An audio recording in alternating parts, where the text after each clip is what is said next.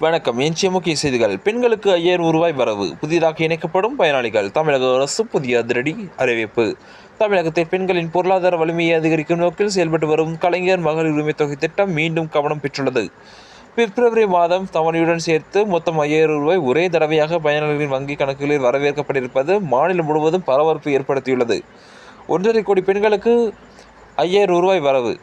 சுமார் 1.5 கோடி தகுதியுள்ள பெண்களுக்கு இந்த தொகை செலுத்தப்பட்டுள்ளது. இதில் பிப்ரவரி மாதத்திற்கான ரூ. 1000 தேர்தல் நடத்தை விதிகள் அமலுக்கு வரக்கூடும் என்பதால் முன்கூட்டியே மார்ச் மாதம் மற்றும் ஏப்ரல் மாதங்களுக்கான ரூ. 2000, மேலும் கோடைக்கால சிறப்பு தொகையாக ரூ. 2000 இவற்றில் அடங்கும்.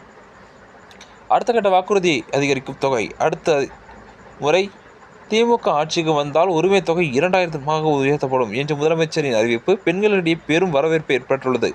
இதனால் இதுவரை பயன்பெறாத பல பெண்கள் திட்டத்தின் கீழ் இணைவதற்கான ஆர்வம் காட்டி வருகின்றனர். புதிய விண்ணப்பங்கள் தற்காலிகமாக நிறுத்தம்.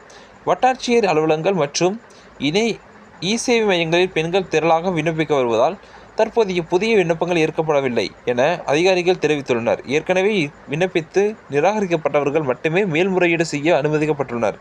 புதிய பயனாளிகள் சேர்க்கை குறித்த அதிகாரப்பூர்வ அறிவிப்பு வெளியான பின்னரே விண்ணப்பங்கள் பெறப்படும். விண்ணப்பத்தின் நிலை ஆன்லைனில் சரிபார்க்கலாம் வாருங்கள். பெண்கள் தங்கள் விண்ணப்ப நிலை kmut.tn.gov.in இணையதளம் மூலம் அறிந்து கொள்ளலாம். தகுதி இருந்தும் நிராகரிக்கப்பட்டிருந்தால் 30 நாட்களுக்குள் வருவாய் கோட்டாட்சியரிடம் மேல்முறையீடு செய்யலாம். இடைத்தரகரிடம் பணம் கொடுத்து ஏமாற வேண்டாம் என்றும் அதிகாரிகள் எச்சரிக்கை விடுத்துள்ளனர். பெண்கள் வாழ்வாதாரத்தை உறுதிப்படுத்தும் இந்த நலத்திட்டம் குடும்பங்களின் பொருளாதார நிலையை மேம்படுத்தும் முக்கிய முயற்சியாக பார்க்கப்படுகிறது. அரசின் அதிகாரப்பூர்வமாக அறிவிப்புகளை மட்டும் நம்பி செயல்படுவது பொதுமக்களுக்கு அவசியம் என்பதையும் இந்த சூழ்நிலை நினைவூட்டுகிறது என்பது குறிப்பிடத்தக்கது.